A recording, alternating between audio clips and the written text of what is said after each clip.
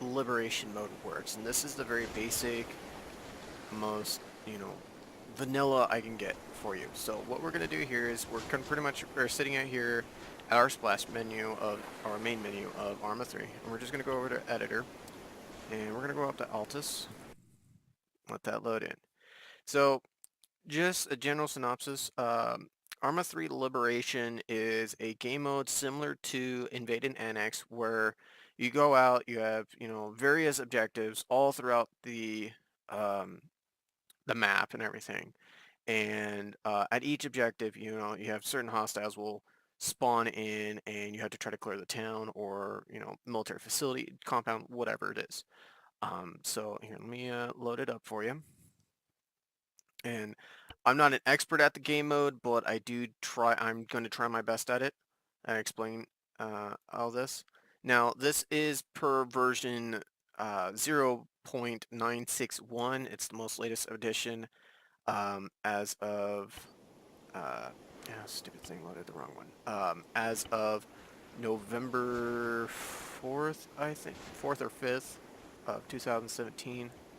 Um, so pretty much what they did on this latest version is they've taken out the ACE server configs that they have set up for most server-sided mods, and they've made it so now that their mission will automatically detect if you have ACE turned on, and it will automatically default to using ACE if you have it turned on.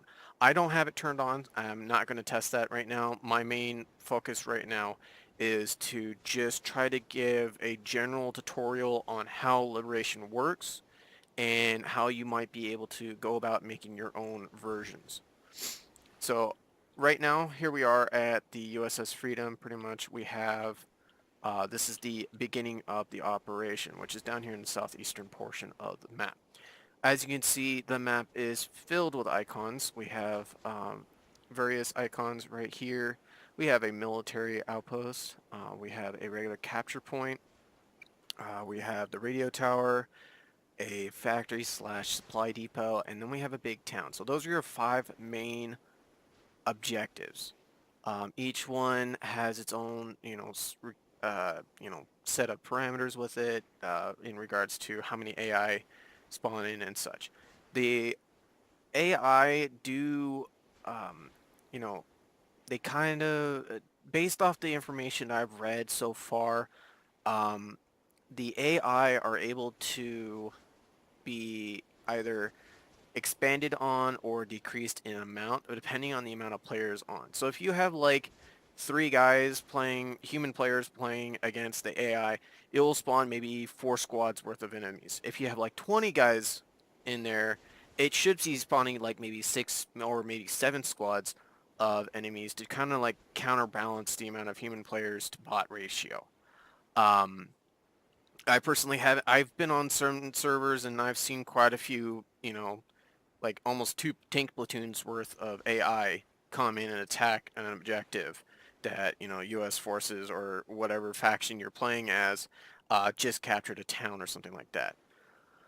So uh, I'm just gonna go over real quick what to expect when you first spawn in at the USS Freedom or wherever the first objective is, or I'm sorry, the first main base when you first log in and such.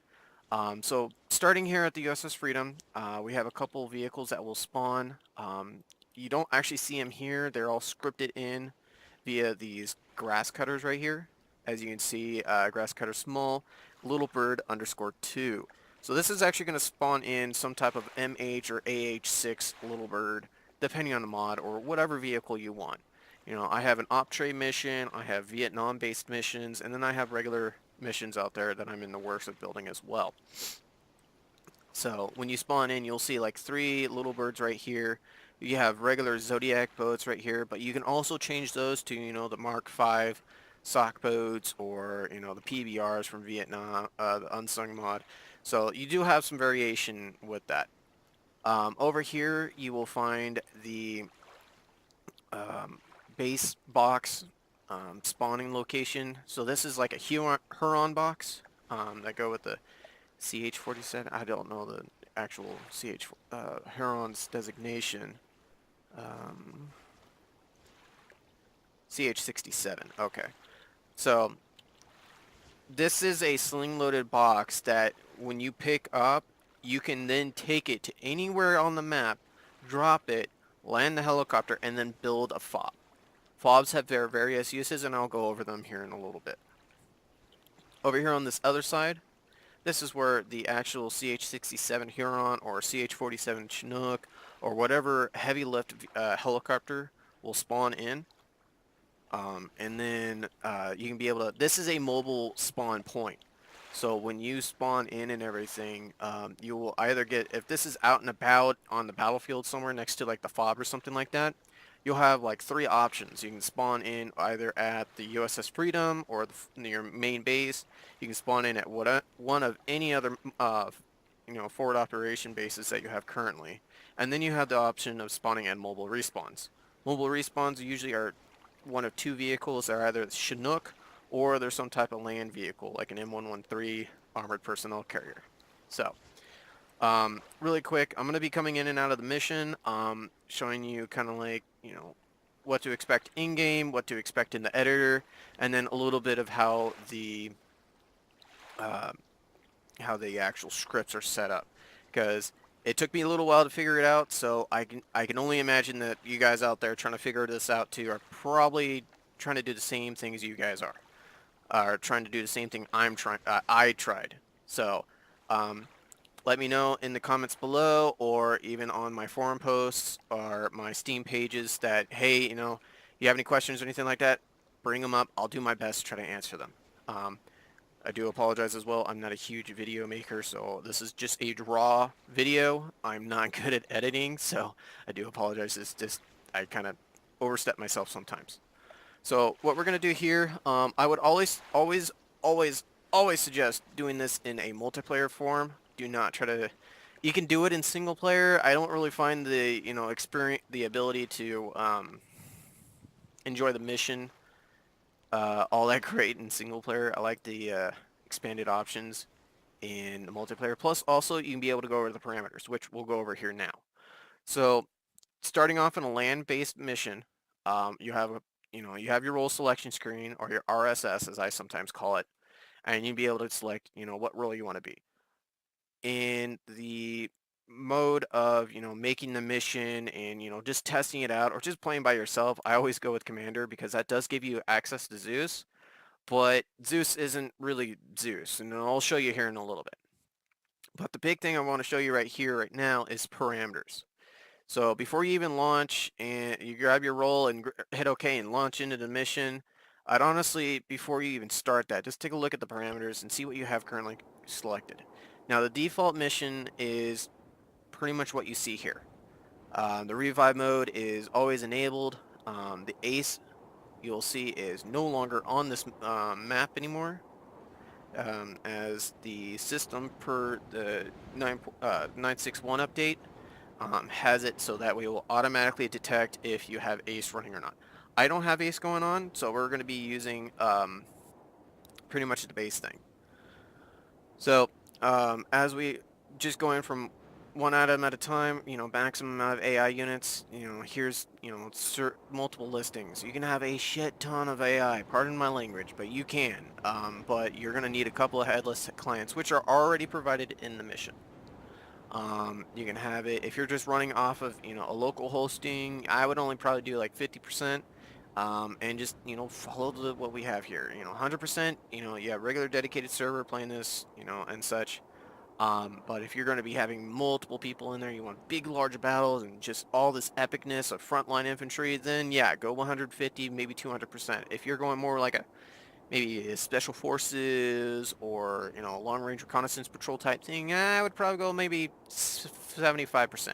That's what I would recommend. Or if you're just playing with a couple of friends, I'd probably go down to 50 if you're just local hosting. Difficulty, self-explanatory. How hard do you want the AI? The aggressiveness, again, self-explanatory. How much of a hard-charging AI do you want to go up against? You want them like, yellow belly little pansies that are special little snowflakes? Yeah, you can do that. You want them with a little bit of smarts about them? Okay. Or do you want them hard charging and they're going to come after you and you're going to be afraid they're going to come after you and scalp your head? You've got your options. Um, Again, the presence adapts to the player count.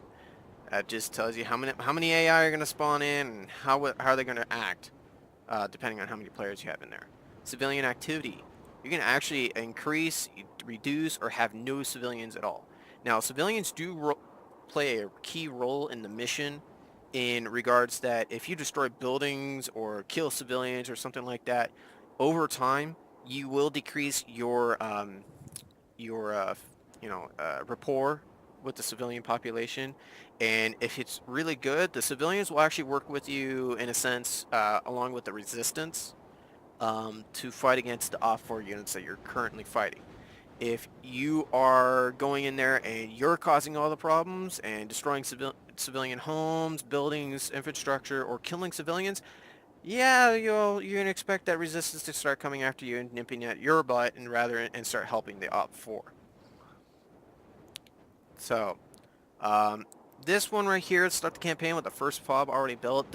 I would honestly be crucial if you're gonna be playing by yourself, because if you're like me, you don't have the helicopters DLC, you can't really have that option to sling load a lot of items. So this is something, in the parameters, I'll show you guys a little later, of having this turned on, and it will automatically, again, this mission is persistent. It will always, unless you wipe your save, it will completely save where you left off. So if you selected the first fob to be already built at the beginning of your campaign, then that fob is going to be spawned in once you start in. Right underneath that, how many fobs you want to have. You can have up to 26, only 3 if you want. I find a good number to be about 7 or 10, depending on the size of the map. The bigger the map, more fobs. The smaller the map, okay, you don't need a fob every 5 feet, because that's at that point what you're getting. AI recruitment. So how you recruit AI, you have to have a fob forward operation base built away from your main operations base to be able to build buildings, build emplacements, create vehicles, and recruit AI. And then right here is showing how many AI can be in one squad at a time. So um, default is about 12. I kind of keep it down to about 6 to 8, depending on the mission itself. Who are you playing as? You special forces? Keep it about 4 or 6. If you're frontline infantry, okay, about 8 to 10, no more than that. Unless you're that one gun hanging guy that plays by themselves. Um, Self-explanatory here. Blue 4 defenders in known sectors. Do you want Blue 4 to be in there in sectors that you own to be able to defend it? Auto-dangered behavior. Day durations. How long do you want the day to be? Do you want it to be 4 hours long? Do you want to, be a couple hours long? Half an hour? I mean, you can have it set up to 24 hours. It's 24 hours. So,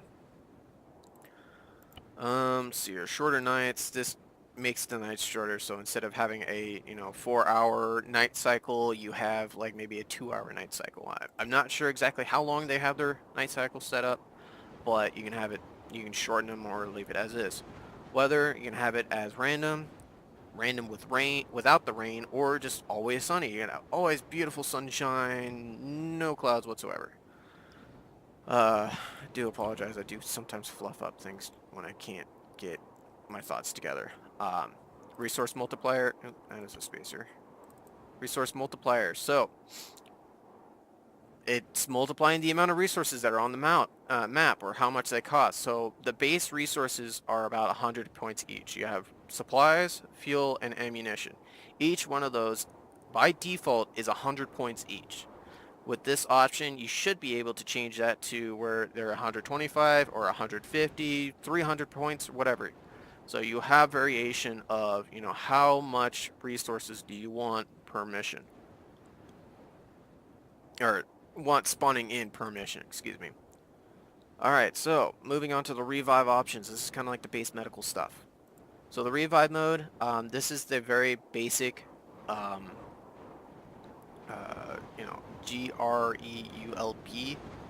GRULB. I'm not sure exactly how you say it. Correct me if I'm wrong. This is pretty much saying that, hey, we're going to use basic medical that's already provided in the mission / ARMA 3. Um, that's enabled for all players, or you can have it as mission default, or you can disable it. Disabling it is kind of also activating ACE. So you're going to be using the ACE options of ACE Medical, ACE Revive, and medical settings for all, medical options that you want. You can have it as basic medical or advanced medical.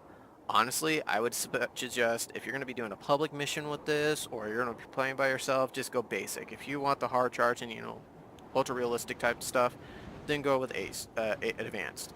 But public play, keep it the basic. Just keep everyone, make it a lot easier. Revive duration. How long do you want the revive to be?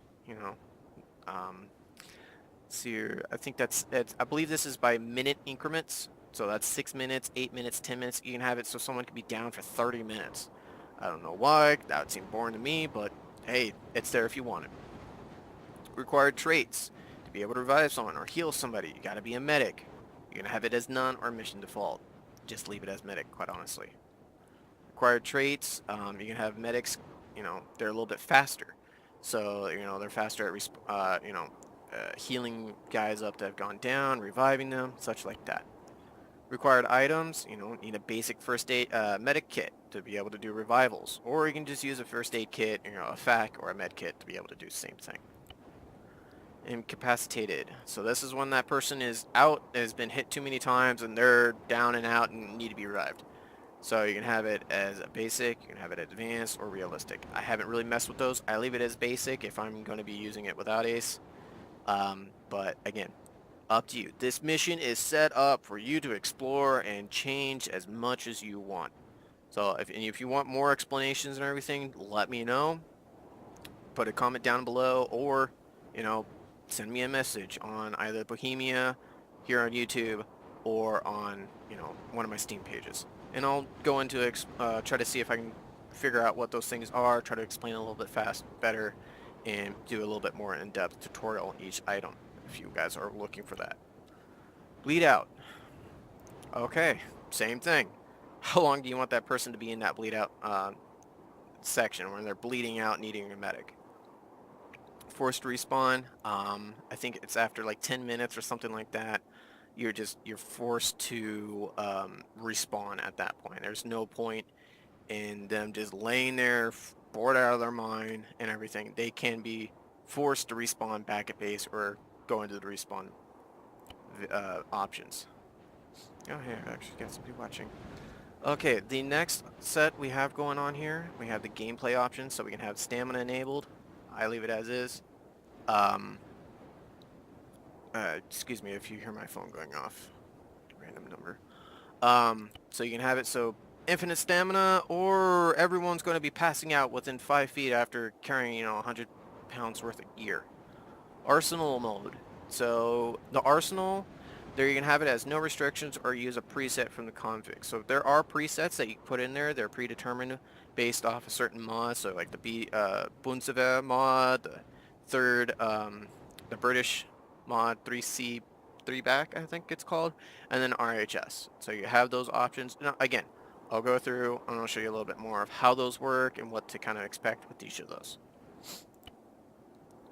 Okay, map markers activated through extended options. I believe that's just the double click, you get the drop down. The mobile respawn, exactly as it sounds. The amount of time between mobile respawn, I believe that to be able to respawn, the actual mobile respawn is able to respawn is 15 minutes. So once that MHQ gets destroyed, you have to wait 15 minutes before you can get another mobile respawn ready to go and moving out. Same thing pretty much with the mobile arsenal. So when you leave base and you go to either a fob or a Chinook or something like that, whenever you go to one of those, you'll have an arsenal there waiting to be allowed to allow you to grab your equipment and such. Logistics module, pretty much what it is. So you'll have AI crewmen, which can be defined in the configs in the mission file itself, that will actually sit in there and they'll do like an actual convoy and go from point A to point B. Usually starting at one fob and then go to a second one. I haven't really experimented with that one. I haven't really seen it in game before, so I don't know if public servers that I have played on have it turned on or turned off, and I just haven't seen them. I don't know. And that could be totally the opposite, where it's the enemy AI is doing logistics, and they're going from point A to point B. So, could be totally different. Team kill penalty. I would always suggest enabling this if this is going to be on a public server, because otherwise you're going to have Joe Smo over here that thinks he's a total cool cat and kills all of his teammates just for the lulz. I turn that on, kick his butt out. Civilian reputation. So this is that penalty I was talking to you guys about a little while ago, where if you destroy a bunch of buildings that are in civilian-controlled areas, the civilians will react in a negative fashion. You have a couple of actions here. You can either have it where the civilians will be very pissed if the building is either just damaged or is completely destroyed. Up to you. You have the choice in the parameters on that as an admin or mission host. Halo jump, exactly as it is. Um, by default, it's disabled. So when you spawn in and everything, you don't have the option to halo jump. However, if you come here in the parameters, you do have that option where you can have it where you spawn in, you can immediately go into halo, and every time you respawn, you can halo into that objective. Kind of invade and annex-ish, but it is there if you guys want it. But you can also have the action to change it, so there's a cooldown period. So for every time you use the halo, you have to wait, X amount of minutes, between 5 to 30 minutes before you can go out and halo again. Excuse me. Clear spawn vehicle cargo. I'm not sure exactly what that is. Oh, okay, so that's what, okay. So when you spawn, a vehicle gets spawned and everything, it will automatically clear out all the inventory in that vehicle. So I believe how Bohemia has it set up is they will have, when you spawn in a vehicle, it will have like a first aid kit, some magazines, maybe a couple grenades of either fragmentation, smoke, chem lights or something like that. There'll be an inventory, but if you have it as this, you enable this option right here, that will automatically make it so when you spawn in that vehicle, there's not going to be anything in that inventory. It's going to be a clear, clean, virgin vehicle. Okay, now more technical options. This is more for the permissions. That's for the actual commander. So if we go back, you'll see that as the platoon leader commander, this is the person that allows who can do what on the mission. So if they log in, they can say, oh, hey, I want him to be able to have access to light vehicles because he's going to be in charge of logistics. I need him to be able to carry, supplies from this point to this point, going out, clearing out areas that have been cleared by frontline forces to grab supplies so we can use it to be able to get better equipment of vehicles and or buildings. Same thing with aircraft or something like that, because not everyone's going to be able to spawn in and, hey, cool, there's a little bird over there. I'm going to jump into that. Nope, can't do that. You got to get permission from your commander first. So very, very useful, very, very needed. And that's what permission management is. If you disable it, then pretty much anyone can just jump into some random vehicle and take off with it. Excuse me, throat's kind of hurting. Abandoned vehicles outside of FOBs every 2 hours or whatever option. So you can have it, if you got a public server, I'd probably push it down to enable to 1 hour delay. So for every hour or 4 hours depending, the system will go through there and check to see if there are any vehicles that have been abandoned. And if it's been abandoned for, X amount of time, between 1 to 4 hours, that vehicle will be deleted and recycled. Okay, the introduction, pretty much, that's self-explanatory. I don't really need to go into that one. The cinematic, okay, this is for those people that, they don't like the cinematic. That's that, little camera thing that goes on. They're like, hey, this is what we're playing. Hey, this is what the base looks like. Hey, I really don't care. I just want to get into the game. You can disable that if you want to. The whitelist, there's another mode, parameter down in the thing. I don't use it. It can cause a bit of a lag from based off of what I've read so far. So what you want to do is just use the regular blacklist or the arsenal preset that I'll show you guys later. The automatic server restart after hours, after so many hours of play, it will automatically restart the server, or restart the mission. It will keep the save, but it will just restart the mission so that way, you don't have vehicles all over the damn place, just lagging the server. Now, for you mission makers and or guys that just want to make a new mission, that have just started the mission or just need to, hey, we're about halfway through, but we completely foobarred it. We need to wipe it or something like that. What you have are two options here. These are wipe save game options. You have to select both to be able to wipe your save game. When you wipe your save game, you wipe your save game. There is no ability to go back and select the previous game that you played. So, for example, say today I wanted to play, I played for a bit, realized that I foobarred it, and I need to wipe it. Okay, I'm going to go through, go to the parameters, wipe save, confirm, yes, I'm going to wipe it. Okay, that's it. It's gone. That previous save from yesterday, completely gone. New day, new mission. You don't even know what happened yesterday because it technically never happened. Down here at the debug messages, pretty much this is for those guys that are mission making, like myself. These are just telling you, hey, here's the asymmetric threat, civilian informant, civilian reputation, killed units, just the basic, logistics type stuff. Just making sure the mission is running smooth as it's supposed to be. So pretty much those are the missions, or, just in case you need to, something happens in a public server or something like that, you need a debug, you can activate that and, find out, hey, what's causing this, confliction, and you'll be able to do that. So pretty much we have what, I'm just going to leave it as default as best I can. I'm going to turn Halo Jump on to no cooldown just for this to kind of show. Excuse me. And we're going to go load in. So just to let you guys know as well, I am not associated with the KillahPotatoe community at all. I'm not a spokesman for them. I do not have any ties to them whatsoever, other than the fact that their mission is open source, and I'm going through here and I'm just trying my best to be able to explain how this mission is run and what to kind of expect when you go and play it, and or when you get to that point where you're trying to build your own liberation for your group of friends, your clan, or just for your own satisfaction. So right here's the main mission itself. We are looking at the island of Altus. We have our little starting base right down here, and then all these objectives. So right now I have it set up where the fob is not selected to be built already. I'm just going to go over real quick what to expect when you first get in there. So we're going to hit continue. Do that next load up, and here's the opening cinematic. Every now and then, I don't know what it causes it, but that third little bird, I don't know what it is, always blows up. So there's always a little finagling you got to do there. Oh wait, actually never mind. I did select a new fob to be operational.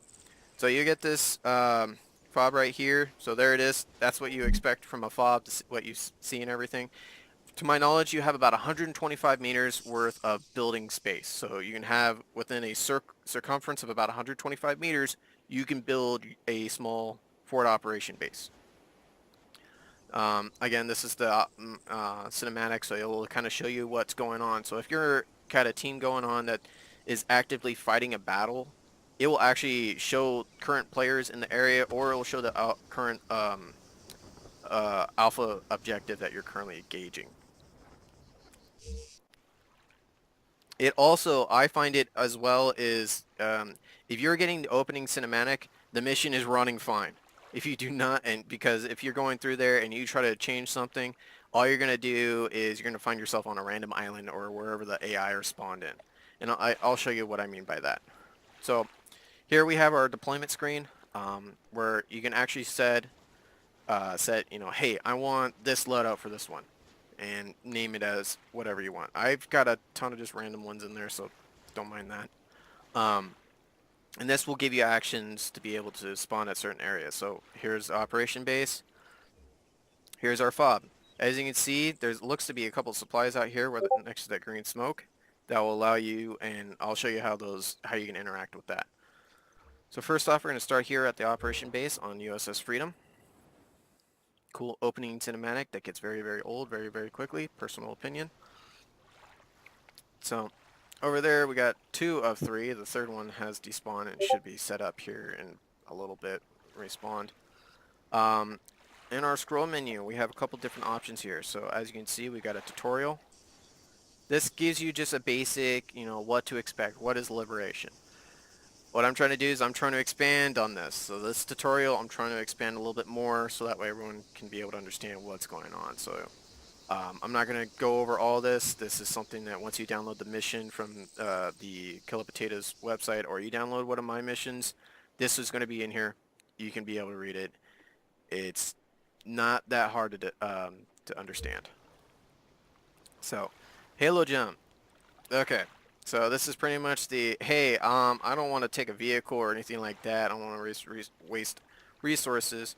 I just want to jump in over here at, say, the Laka base, and go after this this reward right here. So you just click, hey, there's a Halo Jump, click Halo Jump, and go. I'm not going to do it right now because I have no weapons. That'd be a very stupid idea to go. So, and then redeploy. Redeploy is, well, this screen. It's your deployment screen all over again. So you get the option of whatever mobile respawn or current fobs that you have. And each fob is set up so alphanumeric.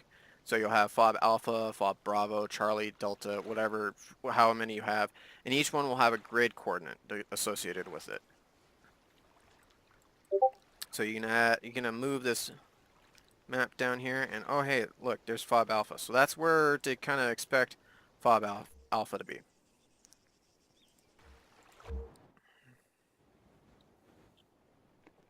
Okay, we're gonna come back here to the USS Freedom. Arsenal is Arsenal. So you get this option right here where you don't actually have to load all the way into Arsenal. You'll get this the ability to grab whatever uniform or equipment that you already have set up as a preset or anything like that. One thing you want to make sure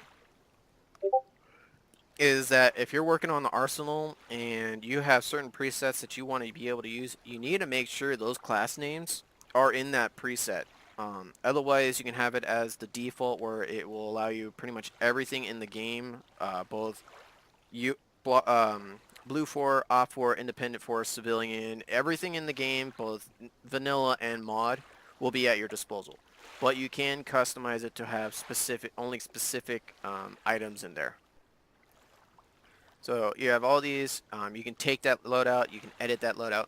And one thing I really do appreciate is the save respawn loadout. So every time you die and you respawn, you'll have your loadout ready to go, and you don't have to go into Arsenal again to be able to grab, that same loadout that you keep using. You can just save spawn, reload, and you die, you respawn, you've got that loadout ready to go. You can go right back into the battle. Secondary objectives. We've got 3 secondary objectives. I'd like to be able to, at some point I'm going to go through here and I'm going to try to figure out how these things work and see if I can try to make my own, side missions to input. But pretty much, these ones, they're pre-made missions by the KillahPotatoe community. You got combat search and rescue, you got hijack a resource, some type of convoy, and then you go out and you have to try to find an enemy fob and destroy it. Each one gives you some type of reward. This one, the fob hunting, reduces the Op 4's alert level by 40%, but it costs intel. And intel is capturing AI, bringing them back to base, and the quote-unquote, intelligence section going through and interrogating them and getting information. The more intel you get, the more you can be able to do these missions. You can't do these missions straight off the bat. As you can see, we currently have 0 intel, and this costs 15. Convoy hijack reduces alert level by 15%, plus it also, you get all the ammunition that you were able to retrieve off the dead bodies or, the vehicle and such. Search and rescue. This gives you pretty much 20 intel points, 10 for each crew alive. So if you find, 3 crew members, that's 30 extra points to go on the original 20 intel points that you get from just doing this mission.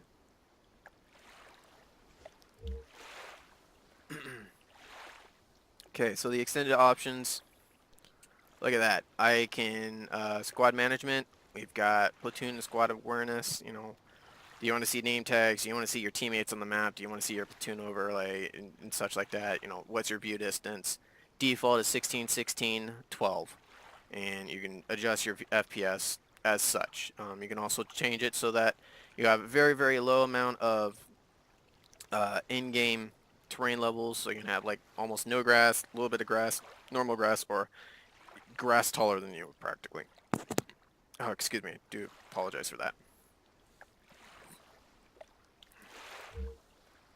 And then permissions. So this is that screen I was talking about as a commander. So you'll see that everyone you default everyone in the mission that's playing and everything will have their name here, and usually everything will be marked all red for them. The commander, depending on who is doing what, if you have a logistics squad, can then select by clicking on one of these, hey, I want them to have access to being a driver or gunner for a light vehicle to be able to go and grab um, you know, reconnaissance, intelligence. Oh, I want to armored rebellions. I need pilots.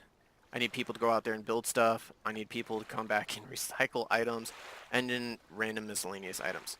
What you can do as well, if you want to expedite, excuse me, the course of this, you can have it where everyone can do everything. So default is as soon as they spawn in, they will automatically have all access to doing everything in the mission, from building to driving to gunning to flying to, you know, counting the amount of squirrels on a tree. I don't know. It's right there.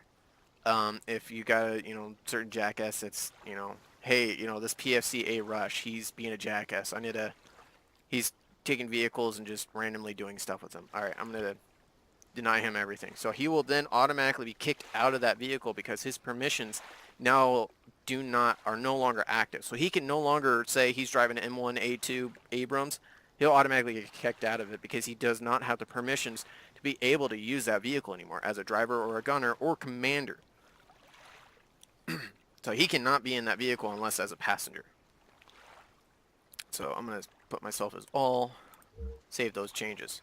If you don't save those changes, and well, you're going to have to go back through and go to that screen. If you notice as well in the top right hand corner of my screen, you'll see like the no permissions thing. That will automatically let you know as a commander that, hey, oh, I need to get some people going as a, you know, pilot so we can get from point A to point B in the first portion of the mission.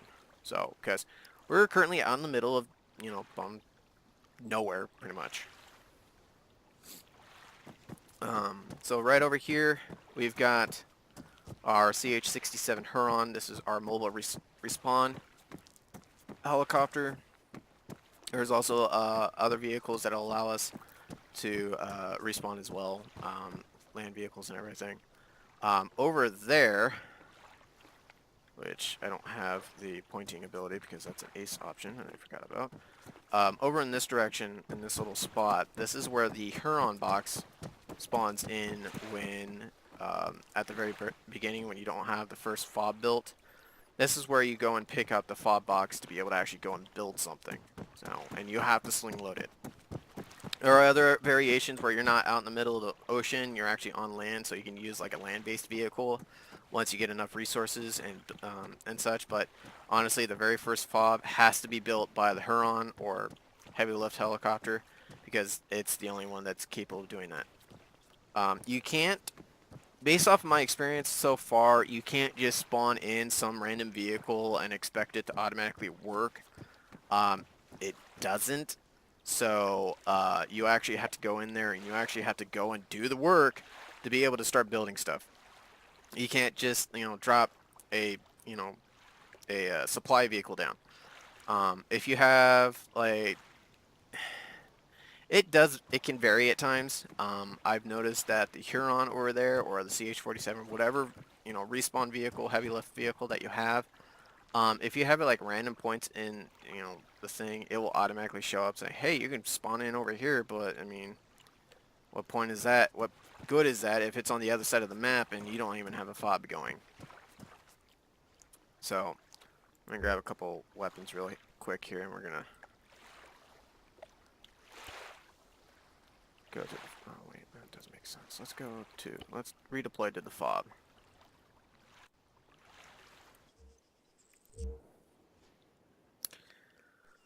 Okay, so as you can see on my right hand screen, we now have a couple different things that just popped up. So over here, we've got a radio tower, which is this bad mammo jamma right here. So this is your current objective because it is the closest one, and I think it looks to be about a 2-click radius from your current position. Whatever is the closest objective is going to be your current objective. So this radio tower, since it's the closest to me by about 800 meters or so, is going to be the one that's going to activate over the Pangaea, the factory here, and then the actual town. So, and to kind of go over what to expect with these icons, the radio tower is the enemy AI's ability to be able to communicate and put up, reinforcements. So you go and attack the town. If you don't take out that radio tower, the enemy AI is going to try to, call in and say, hey, we need reinforcements, and the closest reinforcements are coming down from here from the airbase or something like that. And the AI are going to react, and they're going to try to send up AI to counterattack or reinforce what's already there at the actual town. So you got to take out that radio tower. The other thing, if you notice as well, is that when we got in here, this was actually grayed out. So this is showing that, hey, this is your current objective. It's getting loaded, and then once you actually get the Op4 color, whatever you have, I have it as pink because I like to have the high contrast against the background rather than basic red. So it's whatever color you want. So if it's green, whatever, what have you, it's yours. The radio tower, if it's the Op4 color, that means AI are there, they're spawned, they're doing their patrol. So if once I go into Zeus and everything, you'll be able to see that. And I've noticed as well that this factory and this town are probably going to have AI there as well. So once you start attacking this, there may be AI that are coming in from the town to reinforce these guys over here because of the noise. So, and vice versa. So if you're attacking the factory, you're going to have two fronts to possibly deal with because you're going to have AI coming in. And trying to attack you for attacking them, if that makes any sense. So radio towers do that. The factory it's a supply point. So you'll find ammo, supplies, and fuel located there. So right up here. So you got your supply box, you've got your ammunition box, and then you got your fuel box. I'll show you what those actually look like here in a moment. So this is where you get supplies. So after every name, so this is the Pangaea factory, and then an A that says that, hey, this factory is ammo. So when you get to that location, you're going to find ammo there. Let's see here. To the north, let's see here. Right over here, the quarry. This one does supplies. So this is basic, manpower, supplies type stuff. So you'll be able to get AI, you need to have supplies.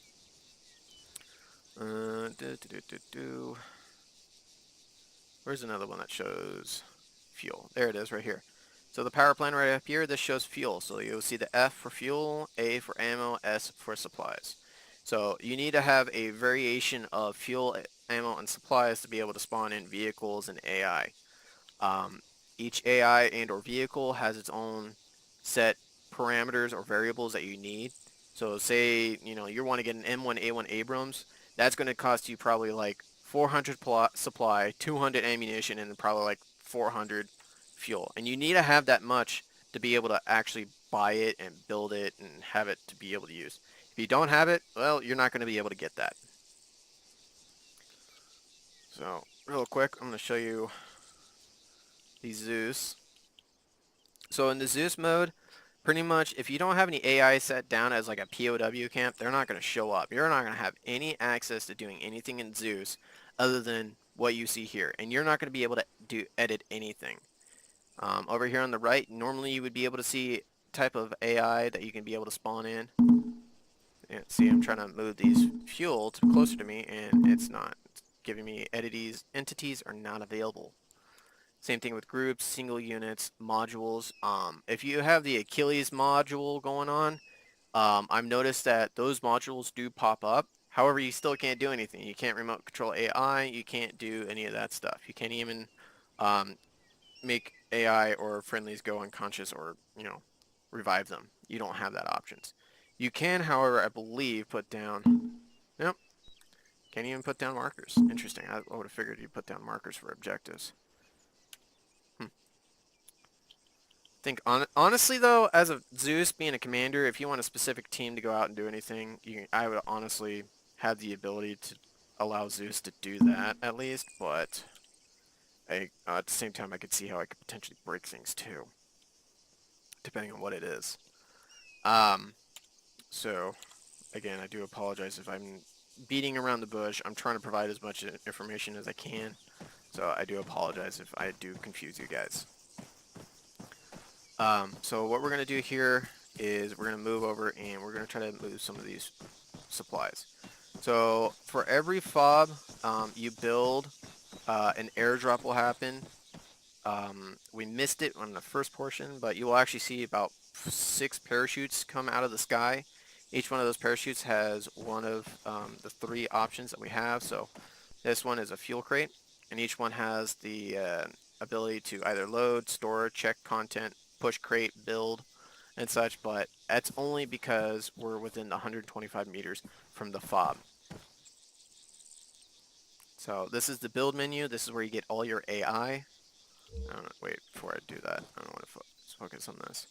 So what we want to do is, if we don't have a vehicle here at the very beginning, we have to push all this. But if you have like a little bird or the Huron or a Chinook, you can be able to use that to sling load your supplies from point to point within the fob to be able to make sure it just goes a lot faster rather than having to push it. Because watch, trying to push this all day for like the next 10 minutes is going to be a pain in the tuchus. Because it only goes about maybe 3 or 4 meters, if that. So, and we have to try to push it about 100 feet, something like that. So I'm just going to try to get this as close as possible. So this is going to be a very dull and annoying process right here. If you guys want to, go ahead and skip this by probably a minute or so, because this is literally all I'm going to be doing here for the next minute.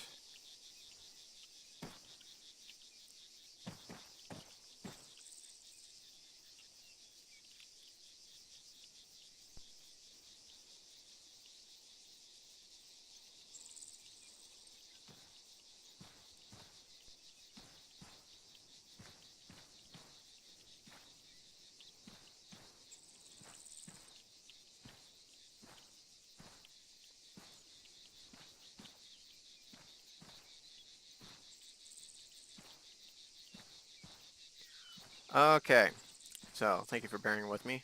What we've gotten so far is I've pushed the fuel fuel supplies from over there to this location. So to be able to actually collect it, you'll see that, over here on the right, we don't have access to any of our fuel or supplies or anything like that, but yet I have a fuel crate right here. The hell am I supposed to do with it? Well, you need a containment zone. A containment zone is a it's a I'll show you here. It's difficult. I find it difficult to explain. So we want to scroll down. So these are the these are the buildings. All these, by the way, are free. You can be able to set up as much defenses as you want in regards of like sandbags, buildings, and such like that, or just for aesthetics.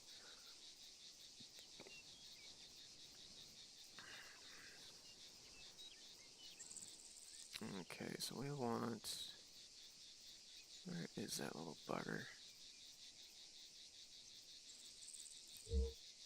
Ah, here it is. Okay, it's not in the fortifications, it's in the actual logistics thing. So you'll see here, these are all our logistics vehicles that we can use.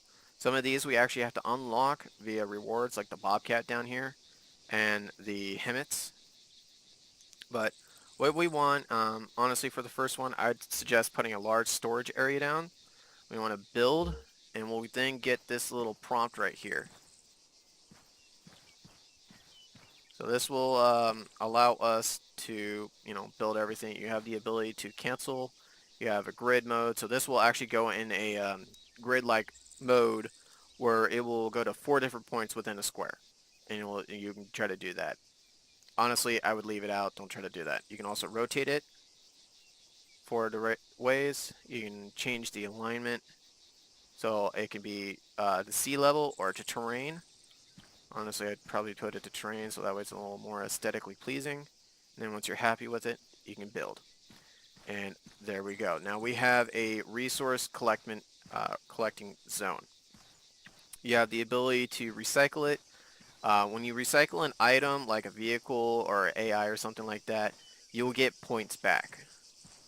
But since this doesn't actually cost anything, we don't have to worry about that. You can repackage your fobs, but honestly, I wouldn't really want to do that. Just leave your fobs as is. Once you put it down, you put it down.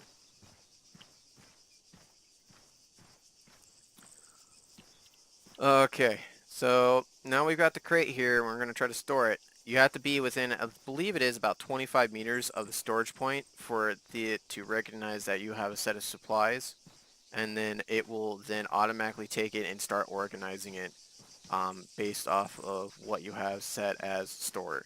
So when you store the supplies, you can be any manner. It's not going to do it based off of what it is. And now you can see off to our right, we now have 100 points of fuel because we have that crate of supplies. You also have the ability to, I just saw it, there it is.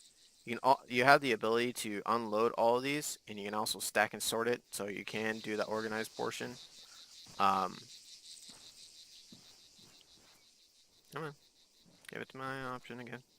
But you can pretty much take these out. So if you want to take, you're losing the area around here based off of enemy AI, you can unload these supplies and take them to another location to make it a little easier for yourself. Okay. The other thing that you have with these fobs that are nice is that when you capture AI, you bring them over to the fob and you get within about, I think it is another, again, 25 meters or so. It will automatically say that you have captured enemy and you'll get like intelligence points.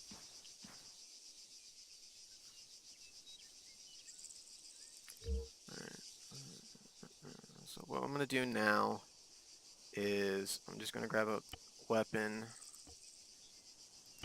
plate carrier, ammo.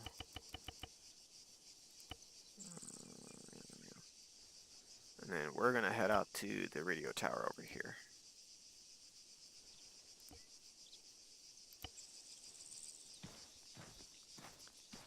Oh, God.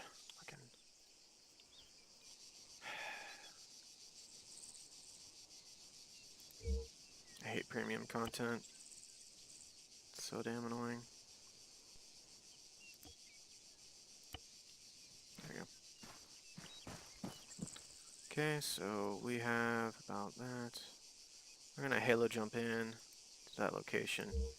Honestly, whenever you go to an objective, always give each objective, about maybe 30 seconds or so to be able to spawn in the AI.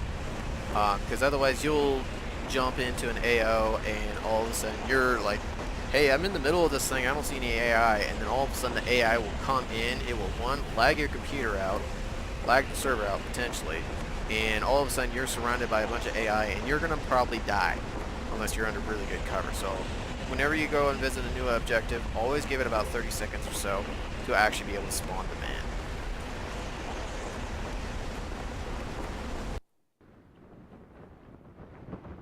Okay, so we're looking for that radio tower, which is right there, smack dab in front of us. I'm going to try to get down behind this house.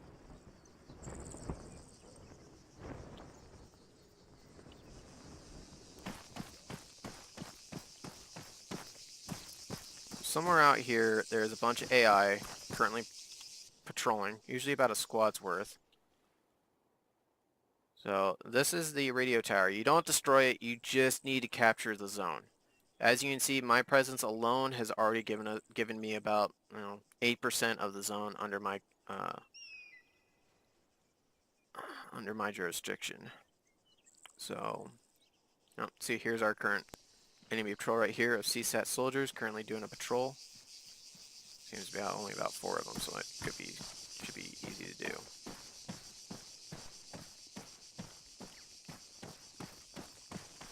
again, you could probably skip this portion by a few minutes or so if you want. Otherwise, you can probably either watch me succeed completely or fail utterly. Again, I'm a mission maker. I don't really do a whole lot of the frontline infantry.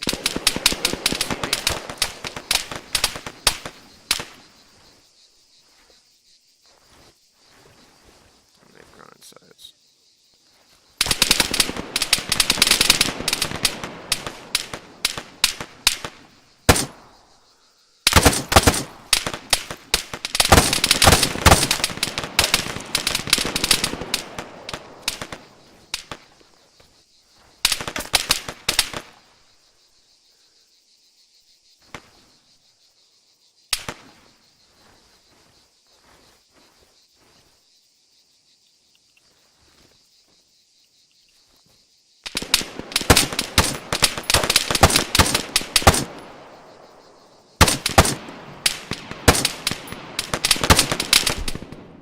There you go.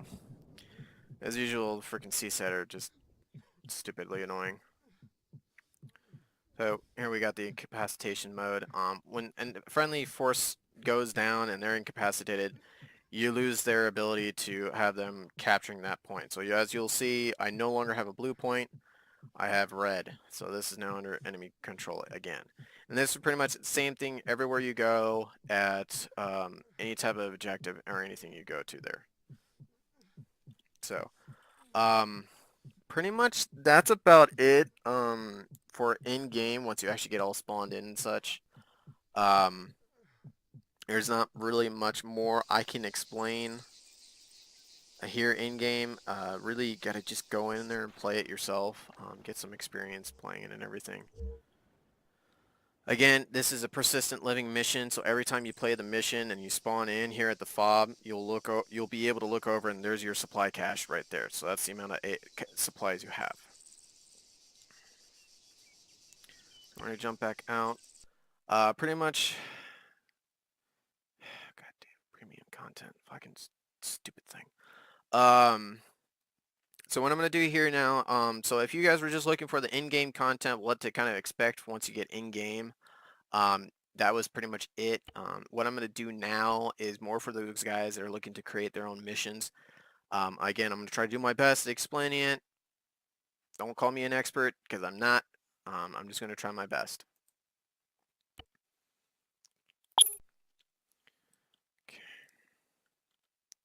So we're going to go into our file browser. Now, to be able to locate the mission files, you need to go to your documents. You need to go then to ARMA 3 other profiles. Select the profile that which you are using. Go to missions. And then this is where all your missions are. So if you already know how to get to your missions file, then you can go for it. So what we're looking at here is we want to look for the mission KP_liberation.altus. This is our basic mission as of the 7th of November. Okay, pretty much what we have in here is all the files that you will need to be able to run your mission. So we got the arsenal presets. These are followed by GRU, regular presets, the res. This is where images are, basic scripts, your user interface. Then you have your description in it, config file, license, on-player respawn, readme, yada, yada, yada. So I'm going to go from top to bottom, kind of explain what to expect, what's inside each of those files or those folders, and then subsequent files, which ones to mess with, which ones not to mess with, pardon my horrible English, and then what to kind of expect from the bottom one. So starting with the arsenal presets, you have several different files. You have the British Armed Forces, you have a custom, you have the KillahPotatoes, basic arsenal preset for whenever you jump on one of their servers. They'll have their preset most likely selected. So this is what to expect on their server. The RHS USAF with ACE, or you can have it as RHS USAF with ACE and or Acre. If you have TFR, you can also add TFR to that. Those radios into the arsenals as well. You just need to make sure you have the class names, and I'll show you how those class names are supposed to be set up. So what we're going to do now, real quick actually, I'm going to pause and make sure you guys can actually see this. 1 second, please.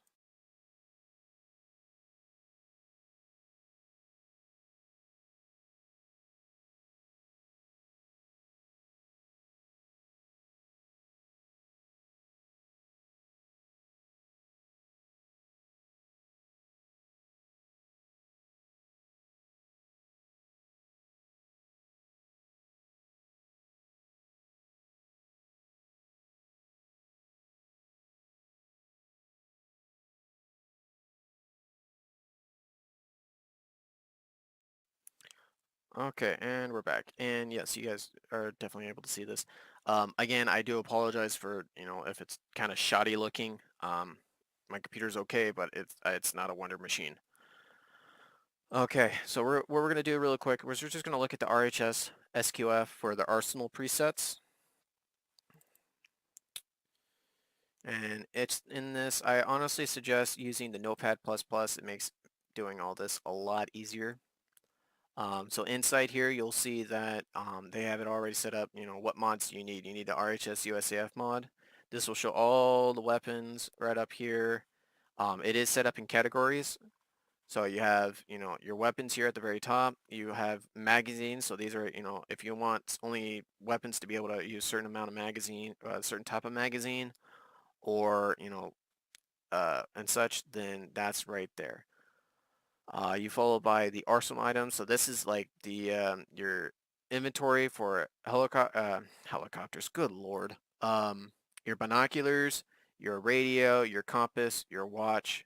So that's what some of the stuff that you'll find in there. Your rangefinder, toolkit, and such. So anything that you may need in mission that that is mission oriented needs to be in this item. This includes your uniforms, your vests, and your hats. Backpacks, for some reason, have their own category way down here at the very bottom.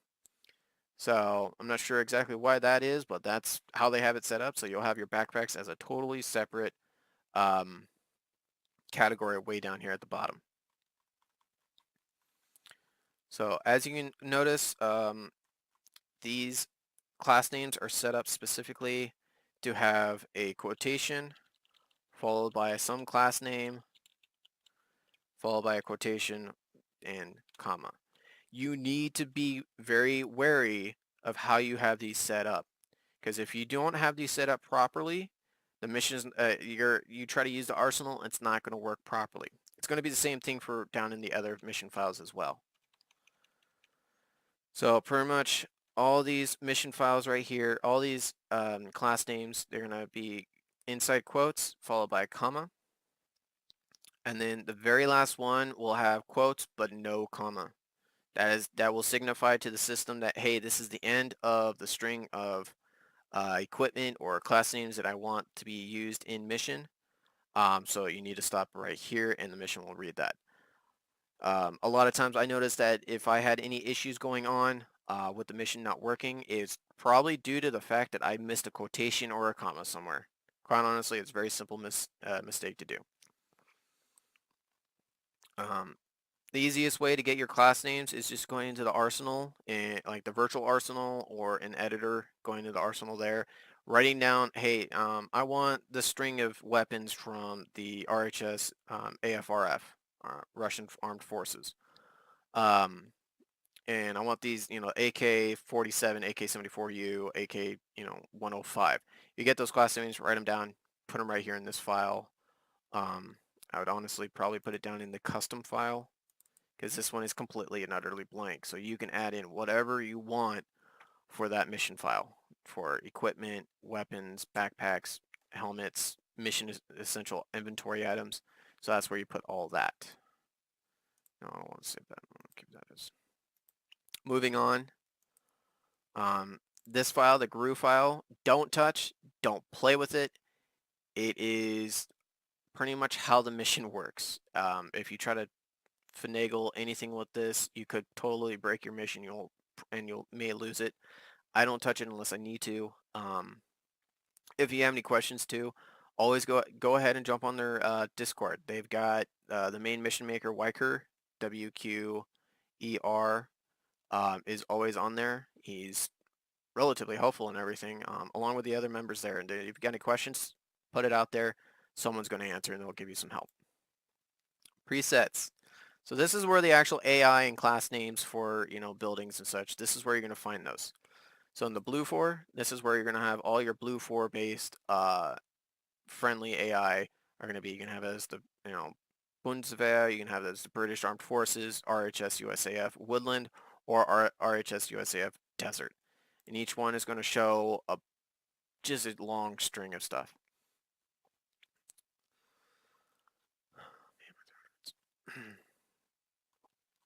So just looking at the RHS USAF Delta, or the Desert, we're going to just kind of look at this. You have the optional mods of the FA-18 or F-15C that are out there. Those are actually in there. You can have those loaded up in your mission as well. They are not required. Again, they are not required for this to work. So pretty much going from top to bottom, we have a FOB type. That's the Land Cargo HQ. So that was our HQ cargo building we saw for the FOB. The sling load container cargo. That's the Huron cargo container.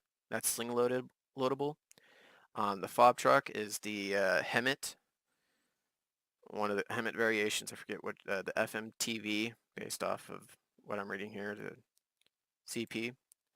The Arsenal type is a basic supply crate. Respawn truck is the medical FMTV. And then our Huron is this RHS CH-47. We have a crewman, which is a basic combat crewman for one of the AI, along with the pilots. So the helo pilots have their own pilot, so that when you try to spawn in an AI-controlled helicopter or jet or something like that, it will automatically have an AI ready to go. The Little Bird class name. So if you want to change those little birds out from the, the Rinkadink little MH6s right there, you can change that to like, say we're using Unsung. You want to have it as the UH-1 Hueys. Find that class name in the factions list, and you just put it right there. Make sure you don't delete any of these quotation marks or these semicolons, because it will break the mission and you're going to be very confused as to why it's not working. Same thing with these boats down here. You can have that as a regular transport boat, a Zodiac, assault boat, or something. You literally have the ability to change almost everything in this mission as it is.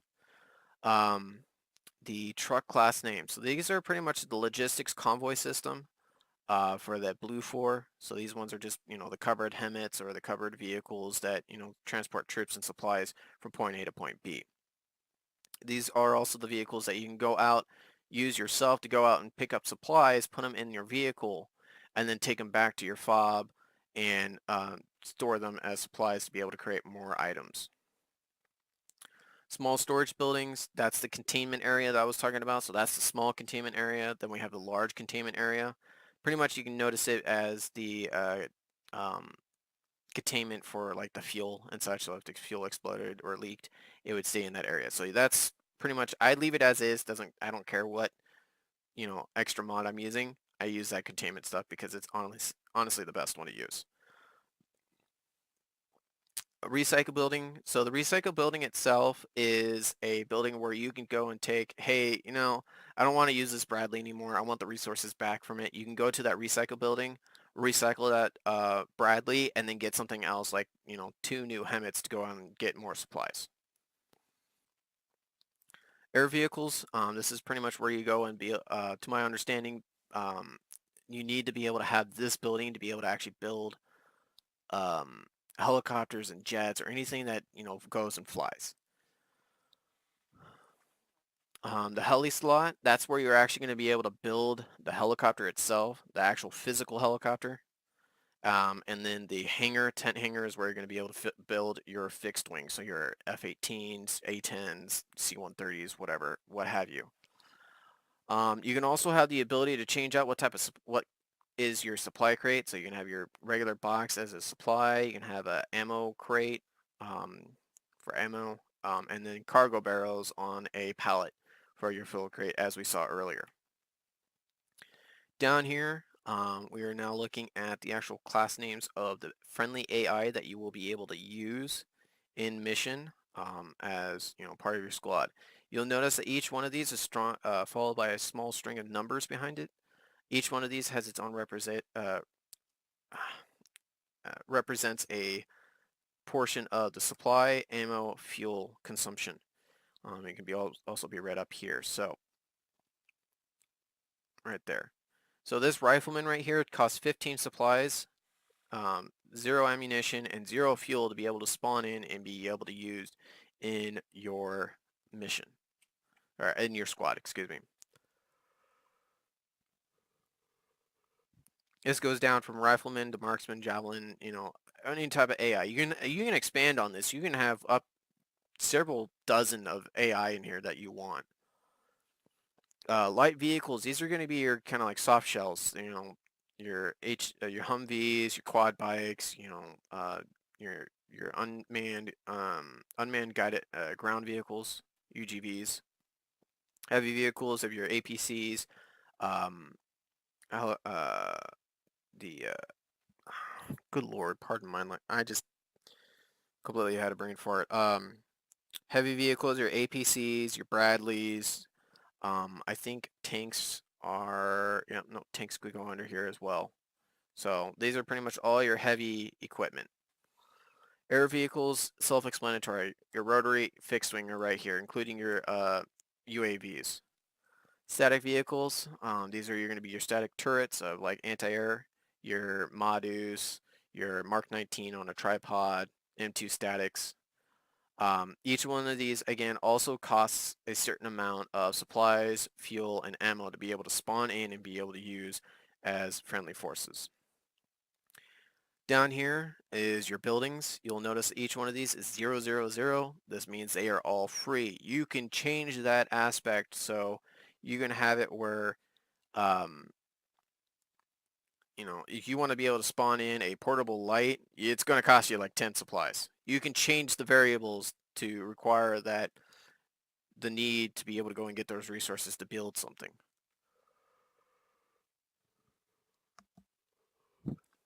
Pay attention to these right here. The helipads are purely aesthetic in this section. They do not increase your ability to create more helicopters. You have a cap based off of how many of the radar dishes up here. The small radar right here, the more you have of those, the more helicopters and fixed wing you can have. Just because you have like 3 helipads that you got for free does not mean that you're going to have more helicopters. They're just aesthetic. They're just in places you can land. Down here is your support vehicles. So up top you'll see where the arsenal, this is how much the arsenal is going to cost you. This is how much a respawn truck is going to cost you, and along with your fob box and your fob truck, including your buildings. You got your ACE vehicles and supports right down here. These are your repair, fuel, and ammo trucks, including the Bobcat, which will allow you to have a couple different things. I haven't really experimented with the Bobcat because I've never unlocked it, so I don't really fully understand what it all provides for you. I'm guessing it's just a general overall repair, fuel, and ammo point vehicle for you. You have to declare all your UAVs down here, so which ones you want to use for Blue 4. These are all the pre-made squads, so when you go into the build option and everything, you have the option to building whatever type of squad you want, either individually or you can use a pre-made squad. Each squad is going to have its own set of character or AI inside of it, which with their own defined roles. And there's like 6, I think. Yeah, it looks to be about 6. And then at the very bottom is your elite vehicles. So the elite vehicles are vehicles that need to be unlocked. So if you remember if you go back towards where we had a view of the military base next to the main airport, you'll notice that there was like a circle and a check mark in that, and it said a F-18 stealth there. To be able to unlock that vehicle, which is this guy right here, the F-18 Black Wasp stealth, to be able to use that, you have to actually go out there, get to that objective, secure that objective to be able to have that vehicle unlocked for your use. And it goes the same thing with the RHS AH-64 Delta, you know, the Apache Longbow, the A-10, F-18s, F-15s, pretty much all these vehicles down here are the unlock special vehicles that you have to earn to get. Okay. So that pretty much goes over to Blue 4. We're going to go over next to the civilians. Civilians, they're exactly that. They're civilians. They're very basic. These are just going to be those random AI walking about doing quote-unquote civilian things. You have certain civilians in there, from basic journalists to guys in polo shirts just walking around. You can also have it so they have vehicles driving around as well. And they do go from city to city to city. I've seen on the Serrani version of the Liberation mode, go from Bogano all the way up to like 2 different cities towards the northwest before returning to Bongo and then Bogano, and then redoing that whole thing and just doing a giant triangle pretty much. And they will follow the roads and such. Okay, the next one is the Op 4. So this one, again, we have a couple different variations of, you know, Takistan, Russian forces, custom, which are CSAT, but you can change them to whatever you want, and then Apex. So what we're going to do is we're just going to go in here and we're just going to take a quick look at the basic Op 4. So right here, you'll see that these are all our CSAT Op 4 AI and their vehicles. What you need to do if you want to change these guys out, you just, again, got to find those class names. Class names are huge in this these mission scripts. So if you wanted to use unsung, you got to be able to make sure you've got the right class name for the, you know, the MVA or the VC. You need to make sure you follow these infantry classes right here. Each one, you need to have some type of AI for each of these classes. Otherwise, it's not going to really work. I've tried making it where there's, you know, I skipped out on a machine gunner. For some reason, the mission didn't work because of it. So I actually had to put an AI in there. I put in some type of AI in there. Mission worked again. So you got to follow what they have in here. Otherwise, you could break your mission. So we have an officer. We have a squad leader, team leader, sentry. You know, just read what you see here. Find an appropriate AI to fit in there. And again, just make sure you got the correct AI class name. Write it down in a notebook and then put it into the class name here. This is going to be used, so these are the vehicles that are used at the secondary objectives. So these are your IFRITs, basic cargo IFRIT, your HMG IFRIT, basic helicopter, trucks, what type of flagpole, what type of flag is going to be there. Again, just get those class names. Find those class names, write them down, memorize them if you're that good. But just get a notebook, write down the class names from all the mods that you want to use if you're going to custom create it. Now down here, this is the militia infantry. These guys are going to be the ones I find usually walking around, you know, local areas, small towns, small objectives or something like that. These guys are going to be the ones walking around. You'll see them quite honestly the most often if you're not at a military objective. If it's not a military objective, you're going to get the militia. If you get a military objective, you're going to actually see regular military infantry there. So, basing off of my unsung mission, I have pretty much the VC or the Viet Cong in as the militia. Then the actual military objectives will actually be the North Vietnamese Army or NVA. You can add a couple more AI to this. You don't want to make it huge because otherwise there could be bugs happening with the amount of AI in the location, could cause more lag. Or you'll just start seeing AI literally spawning inside of each other where you'll have like 2 or 3 AI, different AI, all in the same position, all inside of each other, and it looks really, really creepy. Vehicles go with them. Again, you can add 2 or 3 vehicles. I suggest no more than 5 because you don't want to have it so that you have so many vehicles in an area that they're spawning on top of each other and you got an infinite set of explosions going off, and it just kills the immersion, kills the fun. From this point on, so from pretty much line 62 here all the way down to the very end, this is just random battle groups and supply points and vehicles that the AI will then use to fight against you. So you'll see that we have different forms of efforts here, a couple of tracked vehicles, APCs, kind of like a BTR, ZSUs, and then a couple tanks. You can verify these can be very different variables, different type of vehicles that you want based off of the mod you're using, um, and such. So you can have like if you want to be that guy, you can have it where one of these enemy patrols or battle groups be nothing but tanks. So if that battle groups gets called on, you can have it where an entire 3 tank platoons just all of a sudden shows up out of nowhere and starts murdering all the blue for. Um, but honestly, what I try to do is I try to represent for every MRAP I see, I try to find some type of soft shell or vehicle that correlates to that type based off the mod. So like the MRAP, if I'm using Optray, I'd use a Warthog transport. If I'm using a GMG MRAP, I'd probably use like the Gosshog. Or a HMG, I'd use the HMG Warthog with MG on the back.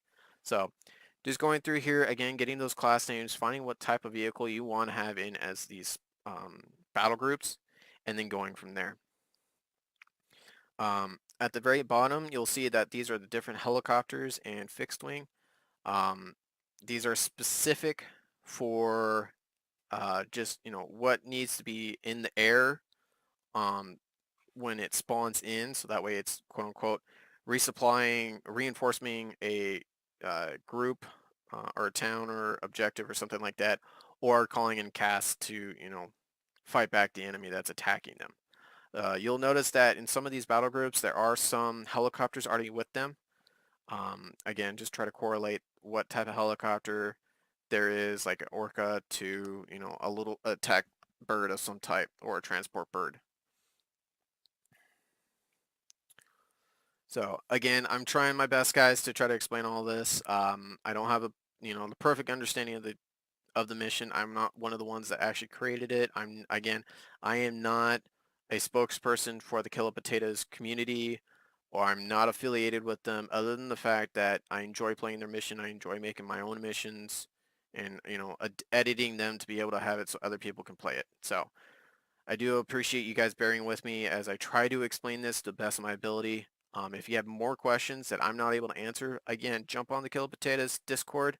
I'll just provide their forum post from Bohemia down in the description below. You can be able to jump on, take a look at their mission forum post, and then join their Discord and ask more questions. And you'll probably get someone that'd be able to explain some aspects of this that either I didn't cover, or I didn't do a great job of covering. So the next we're going to go over is the resistance. These guys are going to be pretty much the guerrilla forces, or independent forces that spawn in. They start attacking the off-war. They primarily start off being good rapport with Blue 4, and they try to attack the opposition. So say we're, U.S. versus Russia. They're going to start attacking the Russians first before they start attacking the U.S.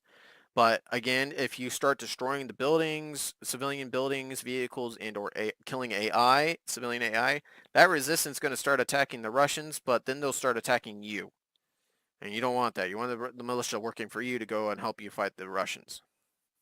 Or whatever op-4 position group that you're fighting against. So usually you want to keep the groups kind of small to about maybe 5 or 6 AI. As you can see here, we got a basic AR, engineer, an officer, a medic, basic soldier, a anti-tank, a marksman, and a squad leader. So that's pretty much all you really need. You can expand it. You can have more variation in there with different type of AI if you want, but I'd keep it kind of where it is at now. You can also have a certain amount of vehicles there, so that the system will spawn in for every 3 groups or something like that, or depending on the retaliation or the mission, a armed technical or vehicle will spawn in with that group and provide support. You can also have it where just below that, it needs to, you can have a transport of some sort, like the vans. However, be wary. Each transport you use with the resistance needs to carry at least 10 soldiers in it. If you don't, you're going to probably experience some buggy, weird things. So My assumption is that you'll probably have a vehicle that can carry up to maybe 8 guys or something like that. And all of a sudden you have like two random resistance guys out running behind them somewhere, just doing, fuck all. I don't know. Pardon my language.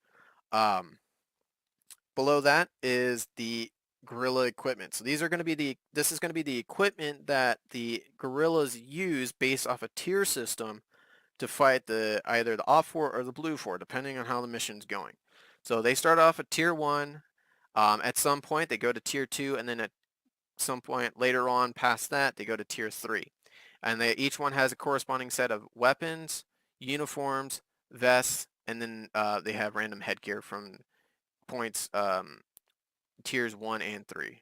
Oh, for each group now. Okay, it actually used to be where you just have headgear and oh, that was the face gear. I do apologize. Totally got myself backwards. So each one has like tier 1 weapons, tier 1 uniforms, tier 1 vests, tier 1's headgear. So starting off with the weapons, you'll have about maybe 6, it looks like 6 right here. Each one of them, you need to have the class name or the weapon itself, the kind of ammunition you need for it, how many magazines will be on that AI's body or in their uniform, if they are going to have an optic with it, a EOTech, hollow sight, or a red dot, or a scope, and or if that's weapon is going to be compatible to have a bipod. So right here we have an AKM with a 30 round 7x62 by 39 magazine, and they're going to be holding 4, but it has no optics and it has no bipod on it. And so you can change this up. You can have it where they have AKMs, you can have bolt action rifles, you can have SMGs, light machine guns, pistols, RPGs, if that's what you want.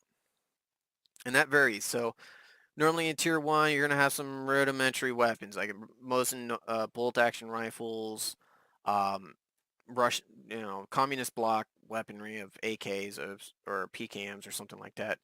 Tier 2, next going up, we got more, upgraded equipment like TARs, Kativas, DMR rifles like an old M14s.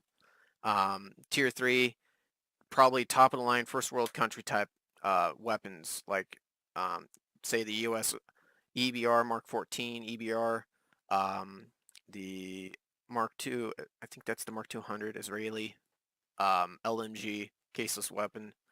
Um, excuse me. Below that, this basic uniforms.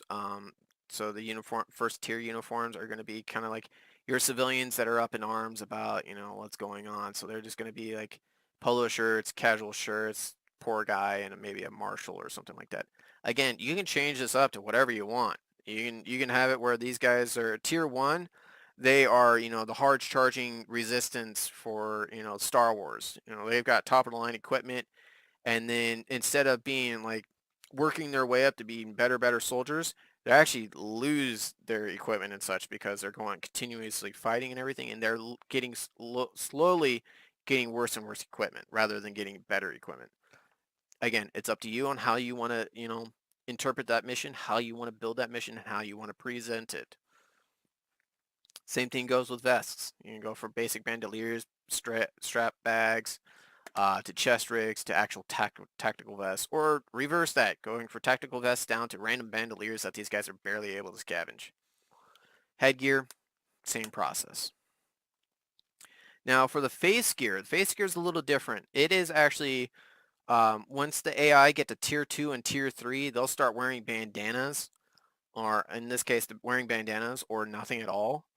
Um, and or if your mod, some type of mod that you can have it so that at tier 3, 2, and 3 they can start wearing these face masks and such. Now in this you'll notice that we have a couple of portions right here where it's just random quotations with nothing in it. That's a variation in the mission where it tells the scripts that, hey, when you spawn in this AI, it's going to be random, and it's going to tell it at this AI is going to wear one of these items. It's got 4 chances of spawning in with no type of no headgear at all. but it does have a chance that it can spawn in with a random hat, a bandana, construction helmet, or regular skate helmet or something like that. So if you want to have it where your tier 1 guys, you have like no helmets, no headgear whatsoever, just put in a couple of these quotation marks and commas right here at the very beginning, just like maybe 4 or 5, and then we'll just automatically tell the system, hey, of these things, this AI is going to wear this, but there's nothing there, so it's not going to spawn in with anything. So that's going to be an empty slate. So that's pretty much it for resistance. Again, if you guys have any more questions or you want a better explanation, let me know down in the comments or send me a message. So in the res folder, this is all the pictures of, you'll see on the interface and everything, the .oogg of the C-130 flying for the Halo script, the KP flag, liberation, game mode, camo, and such. So if you have custom pictures that you want to put in, I'd honestly just suggest putting them in this slide. In this folder, and then just doing the global texture string, and then telling it, hey, I want you to look at this file. This file is going to have my picture in it. This is what I want you to use. The scripts file pretty much is generic scripts of how the system is going to work. I don't touch these. Don't touch these at all unless you know what you're actually doing. Because each one of these, if you go in here and you try to change something up, you could totally break your mission. You can actually have it so the enemy fobs have certain templates they will follow. I have not personally made any new templates for my missions to have enemy AI fobs built. Um, so you're going to see a lot of like old regular CSET fobs out there, even if it's Vietnam or something like that. So I do apologize. It's not aesthetically pleasing or per period, but I'm not at that point where I can export the, you know, basic enemy fobs to be able to do that. So you have the server scripts and everything. Again, I just trust me, guys, just for the time being, if you don't know what you're doing, you're trying to figure out just a general synopsis of how this mission works, don't mess with the scripts file. It's just, you try to do some stuff in there, unless you know what you're doing, you're going to break your mission. Moving on from that point, we're looking at the user interface. So this is where, kind of like whenever you do a scroll menu type thing that pops up, this is where those files are. And if you want, down here at the mission underscore parameters params.hppp. Wow, too many P's. This is where the actual parameters are set up. So you can actually make it so when you go and spawn in, you will automatically don't have to go up to the parameters tab in the RSS or the role selection screen and select the parameters individually.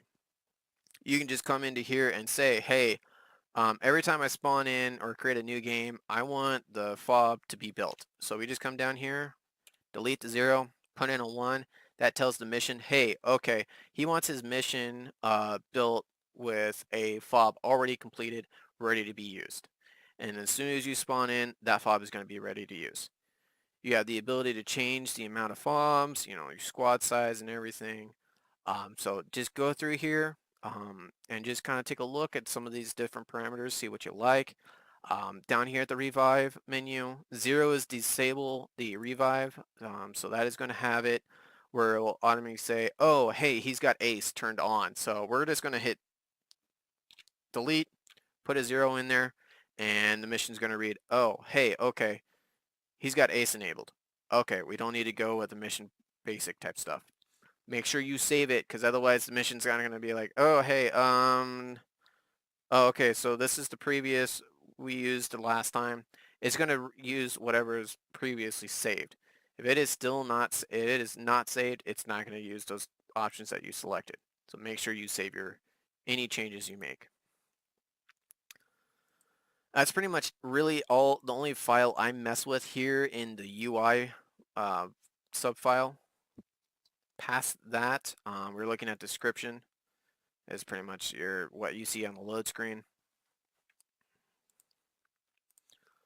Down here in it, again, this is just the mission saying, hey, at this function, I want you to go and read this. You don't really need to mess with this unless you're one of the KillahPotatoe guys, or you actually know what you're doing and you want to add changes. Now the next biggest file, SQF file here in this lineup is this right here, the KB liberation config.sqf. This is where you tell the mission what type of forces to spawn in. You can either have the blue 4 be, custom, as the op tray or unsung.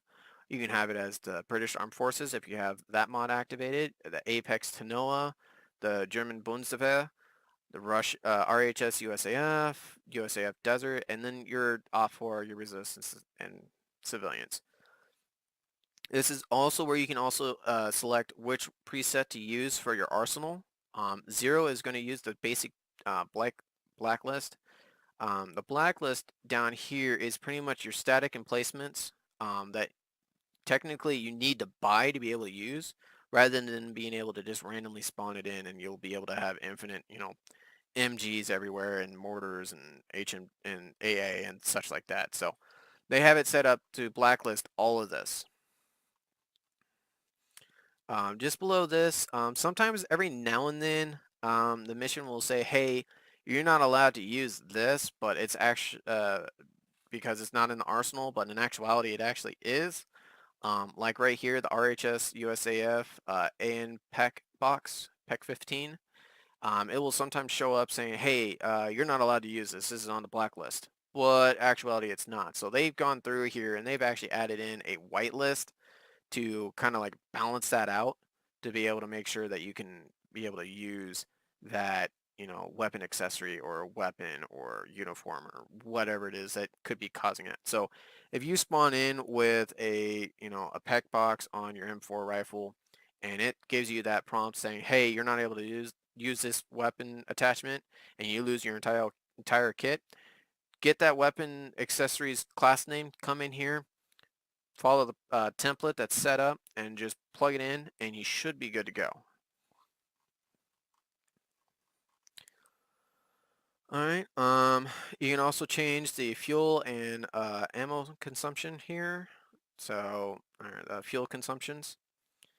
And then past that is more technical stuff that you really don't want to mess with unless you really know what you're doing. So, again, these are all in every mission file that the KillahPotatoe group has put out. So if you ever want to look at these, just go to their GitHub and download their mission files, and you can be able to go through here, scope out, see what's going on.